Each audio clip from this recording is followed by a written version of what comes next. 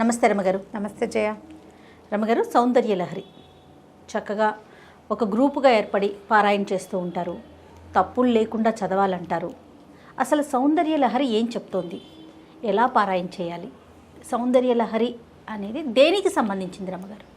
అమ్మవారికి సంబంధించింది.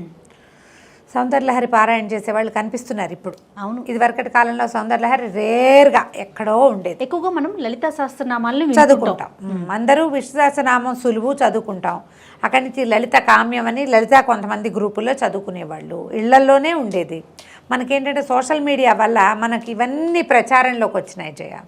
లలితా సహస్రనామం చదువుకుంటే ఈ ఫలితం లభిస్తుందని, గ్రూప్గా పారాయణ చేయాలని, అందరం కలిసి చేయాలని, తర్వాత 1,00,000 కుంకుమార్చన చేయటం, లలితా సహస్రంతో 1,00,000 కుంకుమార్చన చేయటం, ఇట్లా మెల్లిగా అంటే ఎలా మనకి హెల్త్ అవేర్నెస్ వచ్చిందో అలాగే ఆధ్యాత్మిక అవేర్నెస్ నిజంగా వచ్చింది అనుకోవాలి. దీని పూర్తి పట్టం మనం ఎవరికి కట్టాలంటే ఆధ్యాత్మికవేత్తలకి, సోషల్ మీడియాకి.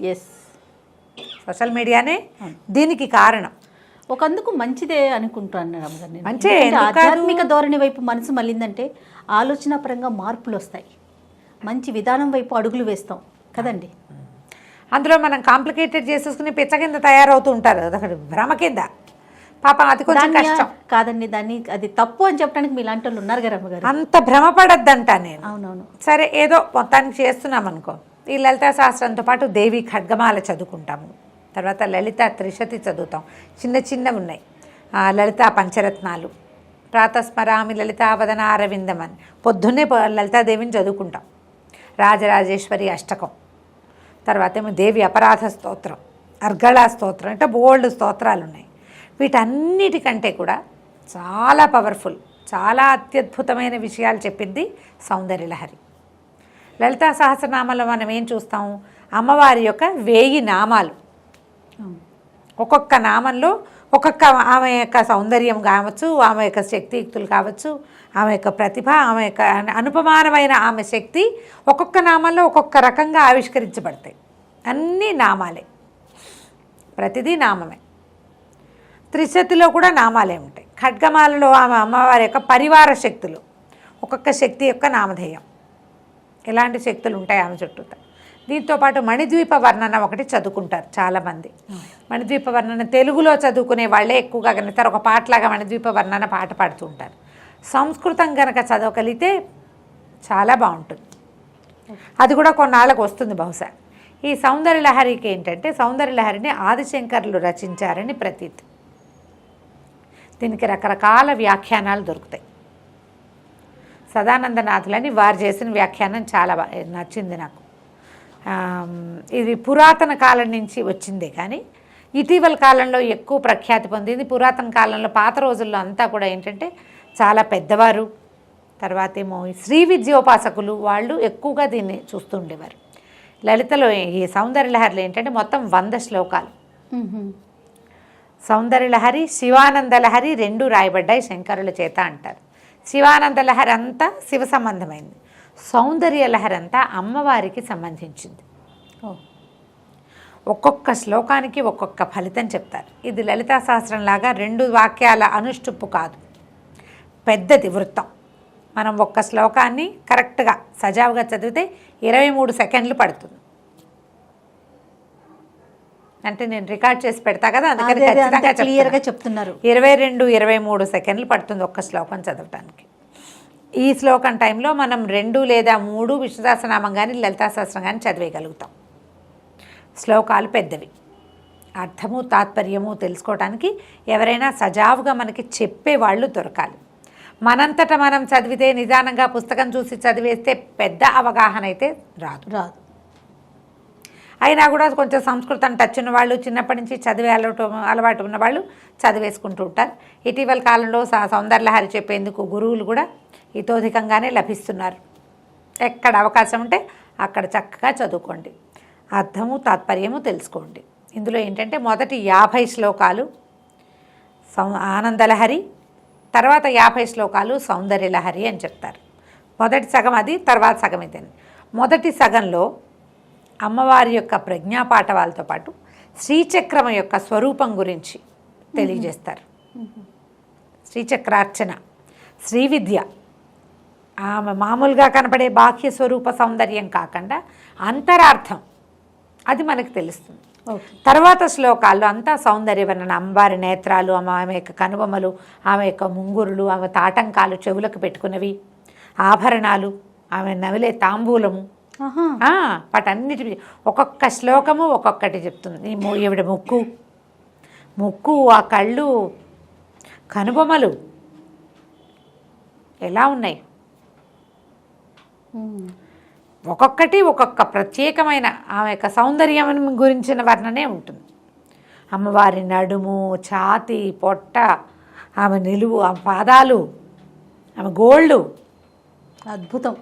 ప్రతి ఒక్క అవయవాన్ని మీద భక్తితో అదేలేండి, అత్యద్భుతంగా ఉంటాయి. ఒక్క శ్లోకం ఒక కాణిముత్యం. శ్లోకానికి 1 గంట కనీసం మామూలుగా అర్థం చెప్పాలంటే అబ్బా 1 గంట పూర్తిగా పడుతుంది ఒక శ్లోకానికి. సాధారణ అర్థం, వ్యాఖ్యానానికి మన చాగంటి వారు లాంటి వాళ్ళు అయితే ఈజీగా 3-5 గంటలు తీసేసుకుంటారు. అంత ఎక్కువ భావాన్ని నిబిడీకృతం చేసుకున్నది సౌందర్యలహరి. దాంతోపాటుగా చాలా శక్తివంతమైనదిగా చెప్పబడుతుంది. దీనికి ఒక చిత్రమైన గాథ ఏం చెప్తారంటే, ఎవరో ఒకరు, ఒక యక్షుడు, ఒక మానవుడే యక్షస్వరూపంలో ఆయన కైలాసం పర్వతానికి వెళ్ళి అక్కడ అమ్మవారిని చూసి రాశారని, అది శంకరులు మళ్ళీ దాన్ని పైకి చదివారని ఒక మాట వస్తుంది. కానీ అది పెద్దగా నమ్మడానికి వీల్లేనట్టుగా అనిపిస్తుంది.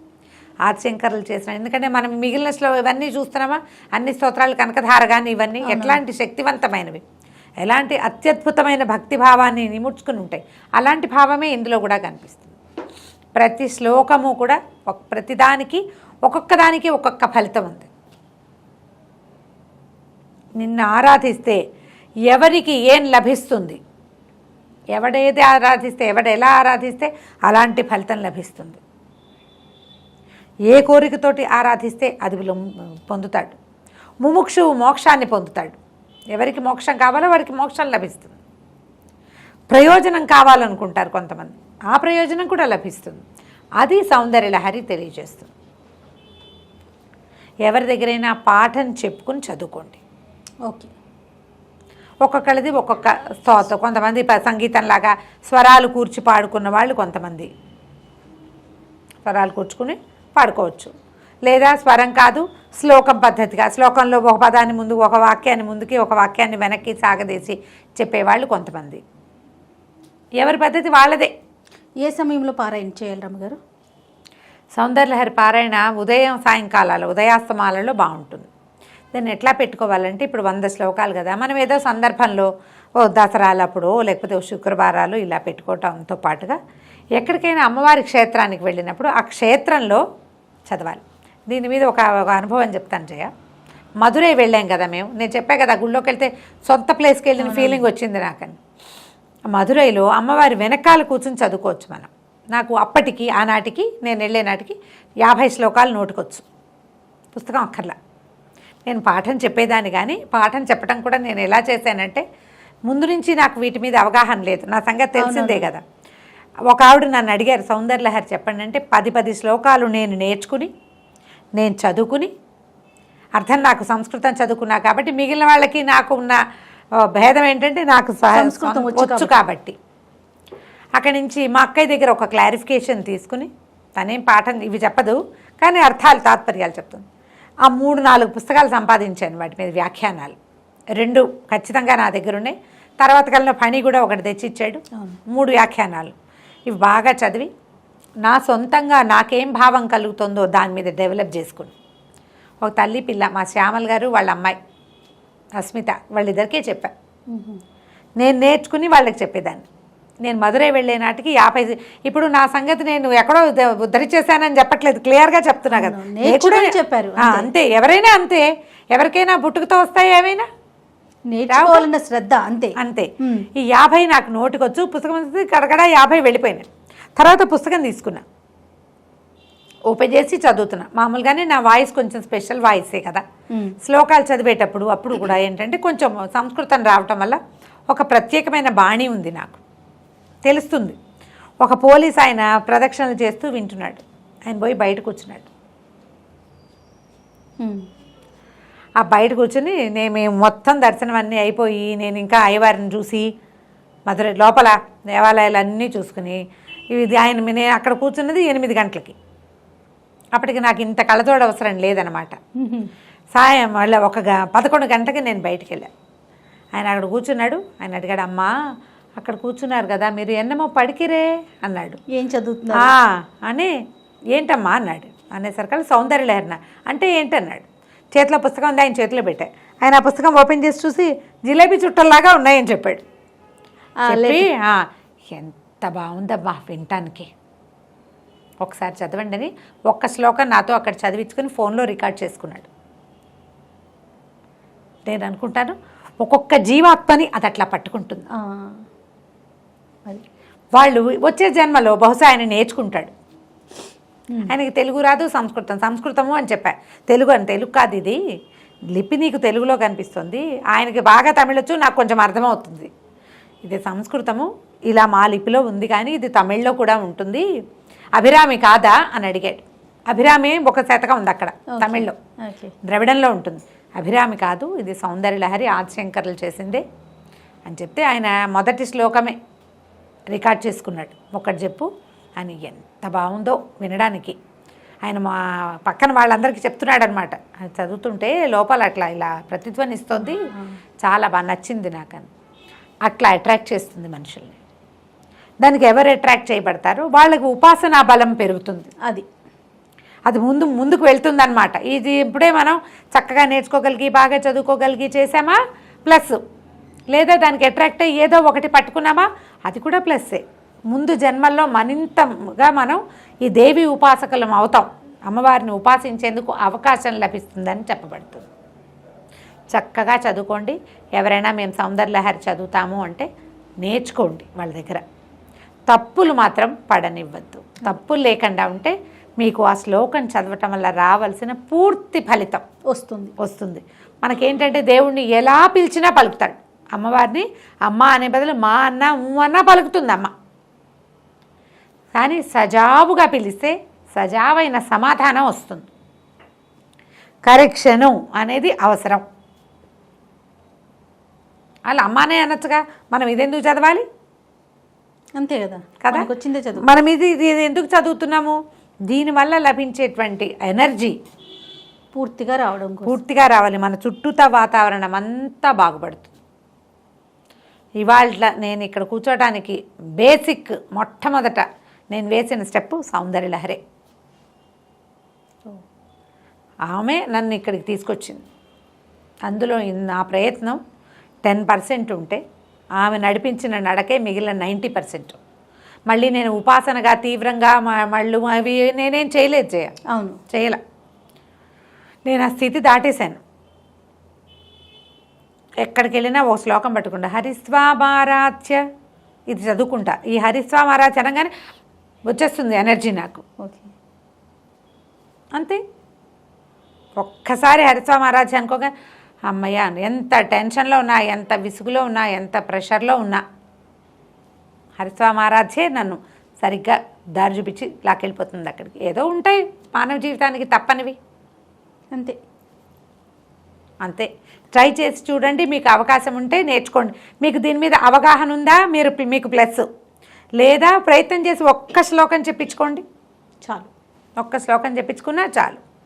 ఆ ఒక్కటి చదువుకున్నా సరిపోతుంది. మొత్తం 100 చదువుకోవాల్సిన పనే లేదు. చదవగలిగారా మహత్తరంగా ఉంటుంది, అద్భుతంగా. ఒకసారి ఆ శ్లోకం చెప్తారా రమ్మగారు? హరిస్వామారాధ్య ప్రణత జన సౌభాగ్య జననీం పురానారీ భూత్వా పురరిపుమపి క్షోభమనయత్ స్మరోపి త్వాం నత్వా రతినయనలేహ్యేన వపుషా మునీనామప్యంతః ప్రభవతి మోహాయ మహతాం. దేంటో తెలుసా అర్థం? హరి త్వామారాధ్య అంటే నిన్ను ఆరాధించి నువ్వు ఎలాంటి దానివి? ప్రణతజన సౌభాగ్య జనని. ఎవరైతే నిన్ను నమస్కరిస్తారో, నిన్ను ప్రార్థిస్తారో వాళ్ళకి సౌభాగ్య జననివి నువ్వు. వాళ్ళకి ఏది కావాలంటే అది ఇస్తావు. నిన్ను ప్రార్థించి పూర్వము ఏం చేశాడు?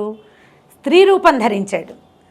పురా నారీ భూత్వ పురరిపుమపి క్షోభమనయత్తు. పూర్వము నారిగా స్త్రీగా మారి పురరిపు అయినటువంటి నీ భర్త అయినటువంటి శివుడు పురులు అంటే త్రిపురాసుర సంహారం చేసిన శివుణ్ణే ఆయనకి క్షోభను కలిగించాడు. నీ వల్ల, నిన్ను నమస్కరించడం వల్ల, నీకు నమస్కారం చేయటం వల్ల, స్మరుడు అంటే ఇతను మన్మథుడు ఈవిడిని ప్రార్థించడం వల్ల, అమ్మవారిని ప్రార్థించడం వల్ల ఈయన ఏంటంటే ఎవరికి కనపడ్డు. అమ్మవారు మన మన్మథుడు మనుషులకి కనపడేవాడు కాదు, ఎవ్వరికి కనిపించడు. ఈ శివుడు ఏం చేశాడు, అతన్ని కాల్చేసాడు, బూడిద చేసేసాడు పరమేశ్వరుడు. బూడిదైతే అప్పుడు అమ్మవారు ఆయనకి ధైర్యాన్ని ఇచ్చింది, ఏం పర్వాలేదు దుఃఖించద్దు అని. రతీదేవికి చెప్పింది, నీ కంటికి మాత్రం కనపడతాడు అని. రతి నయన లేఖేన వపుష, కేవలము రతీదేవికి మాత్రమే కనబడగలిగేటువంటి వాడైనటువంటి అనంగుడు మునీనామపి అంతఃప్రభవతి. వాళ్ళని ఏం చేస్తాడంటే లోపల మునులకి కూడా దీన్ని కలిగిస్తాడు, ప్రీతిని కలిగించేస్తాడు. ఇప్పుడు మనం ఎవరినైనా చూస్తే మనకి ఏదైనా భావాలు కలుగుతాయి. ఈ మన్మథుడు ఎవ్వరికీ కనపడ్డు. విపరీతమైన మోహాన్ని మునులకి కూడా కలగజేయగలుగుతాడు మన్మథుడు. ఎందుకంటే నీకు నమస్కరించడం వల్ల. స్మరోపి త్వాం నత్వా, నీకు నమస్కరించి చేస్తాడు ఆ క్రియ. నువ్వు అతని యందు ఉంటావు, దాని యందు మునులు మోహింపబడతారు. విష్ణువు నిన్ను ప్రార్థించడం వల్ల, నువ్వు అతని యందు ఉండటం వల్లే ఈ పురారి అయినటువంటి పరమేశ్వరిని మోహింపచేయగలిగాడు. నువ్వు ఎవరి యందు ఉంటావో వాళ్ళు ప్రపంచాన్ని మోహింపచేయగలరు. వాళ్ళ వెనకాల ప్రపంచం ఉంటుంది. అమ్మ ఎవరి యందు ఉంటుందో వాళ్ళ వెనకాలే ప్రపంచం ఉంటుంది. నా శక్తి అంతా ఈ శ్లోకమే. ధైర్యం కావాలన్నా, ఆరోగ్యం కావాలన్నా, ఏం చేయాలో తోచకపోయినా, ఆరోగ్యం బాగుండకపోయినా అంతే మనన చేసుకుంటూ ఉంటారు, తిప్పుతూ ఉంటాను దాన్ని. అది నా వెనకాల ఉంటుంది. ఉంది నా వెనకాల. నాకు చేతైనవి విషయము, చేతకాని విషయము, వచ్చింది రాంది, ఓపిక లేనిది, సమస్తమైన వాటికి ఆమె నడిపిస్తుంది. ఈ ఒక్క శ్లోకంతో ఎన్నైనా చేయొచ్చు. పూర్తిగా రూమ్ అంతా వైబ్రేషన్స్ వచ్చినట్లు అనిపిస్తుంది రమ్మగారు. ఇది అసలు మనం రికార్డ్ చేస్తే అసలు చెవుల్లోకి ఒకసారి వెళ్ళిందంటే అంతే, ఆటోమేటిక్గా మన వెన్ను సాఫీ అయిపోతుంది. ఆ విద్యా రహస్యం అట్లాంటిది. ప్రయత్నం చేసి చూడండి. ఇది వినపడుతోంది, ఇది ఒక్కటి నేర్చుకోండి. చిన్న చిన్నవి సంస్కృతంలో ఒక్కొక్క చిన్న చిన్న మిస్టేక్స్ రాకుండా చూసుకోవాలి. ఇప్పుడు కొన్నిటికి మనకి ఫా శబ్దం లేదు చూడు, ఫలితం అనాలి, ఫలితం అనకూడదు, ఫా లేదు. ఇదేంటంటే విసర్గ పక్కన పా ఉంటే దాన్ని ఫాగా పలకాలి. అంతః ప్రభవతి ఉందనుకో, అంతః ప్రభవతి అని అఫ్ సౌండ్ అప్పుడు రావాలి. అలాంటి పడికట్టు ఖచ్చితంగా మనకి తెలియాలి. దానికి సంస్కృతం రావడం చాలా ప్రధానం. అది కనుక కుదిరితే మీకు చక్కగా వస్తుంది. మంచి మంచి శ్లోకాలు ఉన్నాయి. ఇది మొదటి శ్లోకాల్లోదే. రమ్మగారు, ఎవరిదన్నా ఫాలో అవ్వాలి, ఇప్పుడు తెలియని వాళ్ళు అనుకోండి, పలానా వాళ్ళు మీరు ఫాలో అవ్వచ్చు, పలానాది విని నేర్చుకోవచ్చు అంటే ఏమైనా సజెషన్ చెప్పగలుగుతారా? నచ్చింది. నేను అలా వినలేదు జయ, మీకు తెలియలా, వినలేదు. 100 శ్లోకాలు బాంబే సిస్టర్స్వో ఎవరివో ఉన్నాయి, కానీ రాగాల్లో ఉన్నాయి. మీకు మీ అందుబాటు. నేనేమంటానంటే ఏది ఇదే కరెక్టు అని చెప్పను నేను, నాకు కూడా తెలీదు, చెప్తున్నాగా. ఈ సంస్కృతం వస్తే కరెక్ట్గా ఉంటుందని భావిస్తా. నా మటుకు నేను సంగీతం కాదు దీనికి కావాల్సిన, సంస్కృతం భాష మీద పట్టు, అంతే కదండి. పట్టు ఉన్న వాళ్ళతో దగ్గర చెప్పించుకుంటే మేము కనెక్షన్స్ ఆటోమేటిక్గా అవుతాయి. బాగుంటుందిగా. నమస్తే రమ్మగారు. నమస్తే జయ.